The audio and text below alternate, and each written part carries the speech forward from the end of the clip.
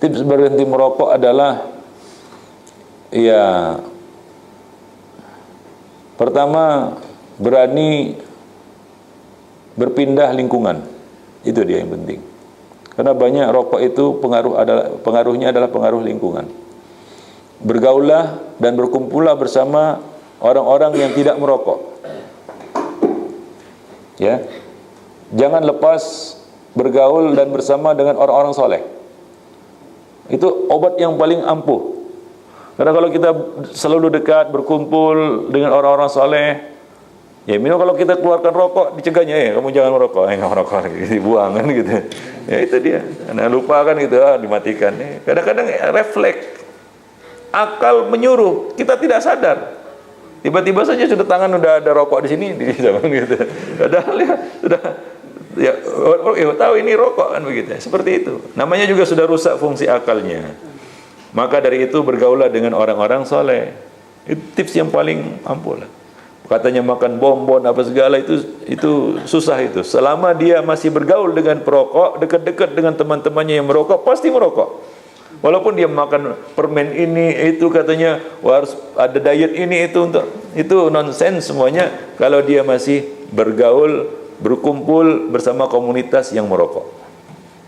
Tapi dia akan cepat berhenti merokok kalau dia berteman dengan orang-orang soleh yang tidak merokok, yang senantiasa menasihatinya, dan dia perlu azam, tekad yang kuat untuk meninggalkannya.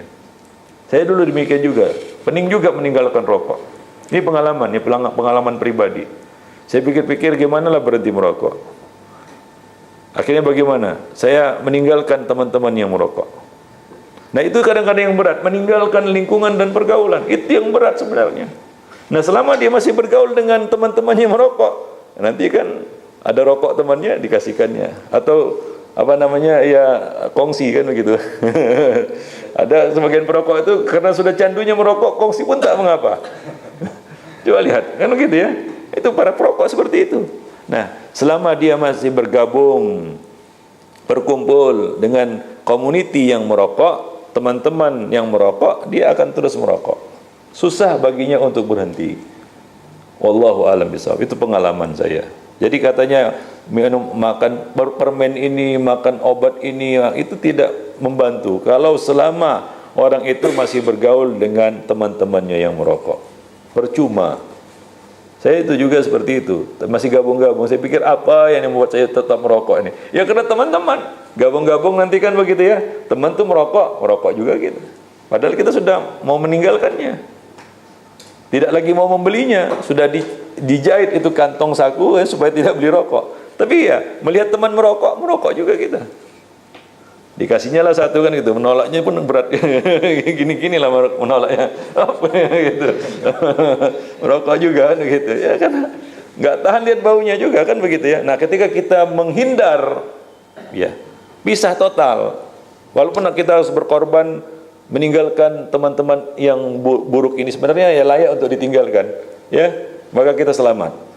Maka dari itu kalau kita sudah jauh dari lingkungan yang merokok, ya bergabung lagi dengan lingkungan yang merokok, itu sesak dada kita.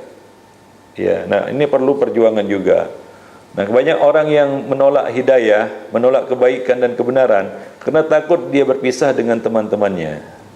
Abu Thalib, coba lihat, gara-gara apa? Gara-gara lingkungan dan pergaulan, gara-gara teman, gara-gara sahabat. Nah, banyak orang yang karena ya merasa dia harus setia kawan kan begitu ya, setia pada sahabat, akhirnya dia menolak manhaj salaf, dia menolak sunnah. Kenapa? Wah, nanti saya berpisah dengan teman-teman saya. Ini fitnah.